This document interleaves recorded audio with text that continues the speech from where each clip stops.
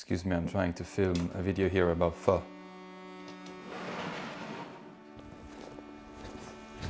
Well, the weather outside is freezing and I'm in the mood for something warm. Something soothing for my soul that can heat me up from the inside out. And lately I've been craving pho. Pho is a Vietnamese noodle soup with an aromatic broth containing spices that we normally use for Christmas pastries here in Sweden. So it's a bit strange for me. But I love it. The first step of making pho is actually the broth. So we need to go back in time to past Alberto so he can show us how it's done. Over to you, past Alberto. Why, thank you very much, present Alberto. In front of me, I have all of the ingredients necessary to make a pho broth, or at least my version of it. So here we have some oxtail, fat, meaty bone deliciousness. It's gonna give a deep richness to the broth, as well as the chicken. I wanted chicken wings, but the store didn't have them for some reason, so I went with chicken thighs. Now these will be roasted together with the meat until they are completely golden brown, Maillardy, delicious. Then we have some ginger, and we also have some white onions, yellow onions, brown onions perhaps, and some soy sauce and some fish sauce. And then we have some spices, cinnamon, star anise, cloves, and cardamom. Let me just grab my little pan here, and I'm gonna take this beautiful oxtail and place it inside my pan like this, as well as the chicken thighs. My oven is preheated to 275 degrees Celsius.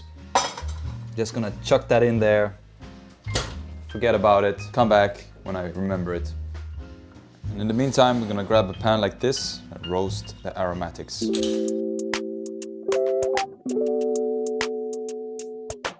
I can smell the cinnamon, I can smell the cloves and the star anise and the cardamom activating. This is essentially what you're doing when you're roasting spices. You're opening up the spices so they can release all their flavor. Oh, you smell that?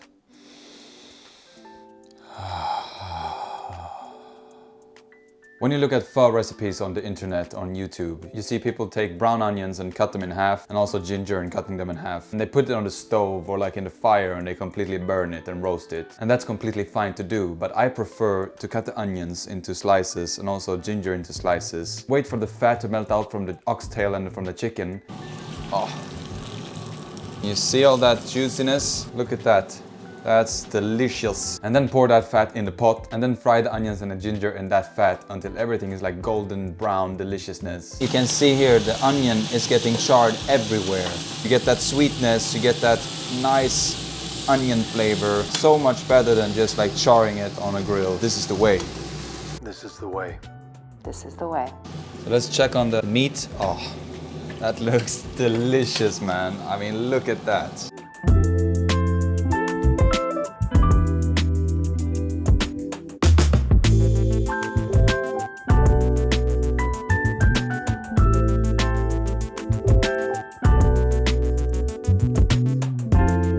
Now what's left to do is to clean this pan. This is all flavor. It's gonna clean it like this. Okay?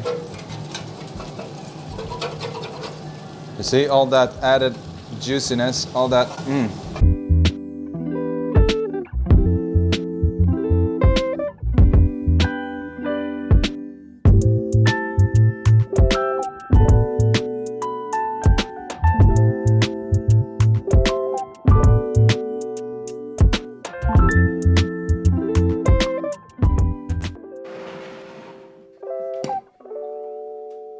Look at that. Come over here and smell it.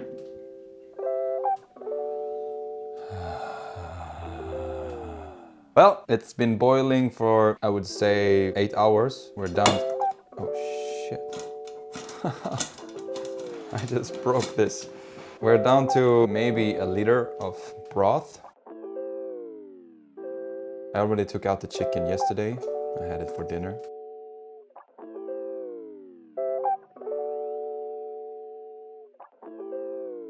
Let's strain it.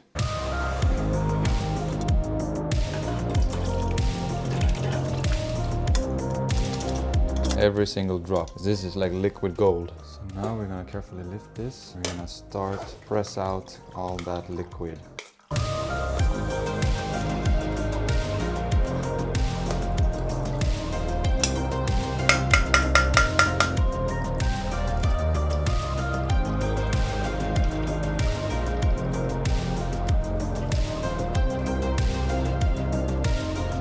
There's still a lot of juice left. I'm not planning to abandon you juice, guys.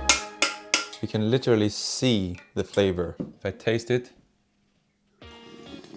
it's very sweet. It's a little bit spicy. I guess that's from the ginger. And then you can taste all the spices. Just gives it a very distinguished flavor. And it's very sweet, so that's why I didn't add any rock sugar or whatever, you know? You don't need rock sugar. You just need a lot of onions. Now I want to flavor the broth. I'm gonna use some soy sauce.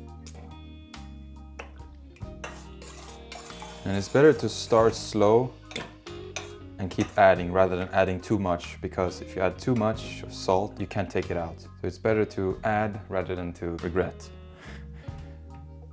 This is fish sauce. I start with 1 gastro spoon of each. And we just stir that in. I mean, look at that.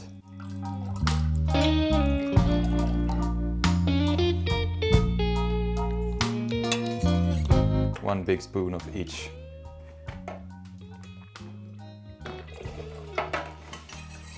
That should be enough.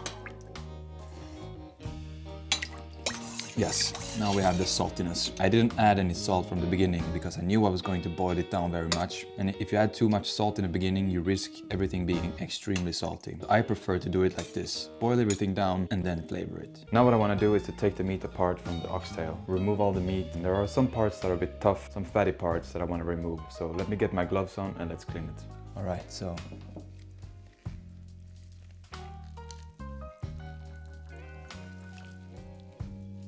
this is a perfect gift if you have a dog. You give it to him after you clean this out. My mouth is watering.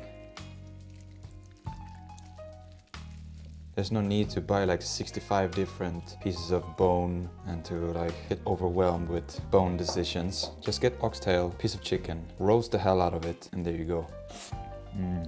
Now what we want to do is to remove these fatty parts. I can eat this. If you give this to my girlfriend, for instance, she's gonna puke. So now we need to clean it. Here we have a clean piece of oxtail meat. The flavor's in the fat, yo. We have the broth and the meat done. Now it's time to go to the Asian store and get some garnish for the dish.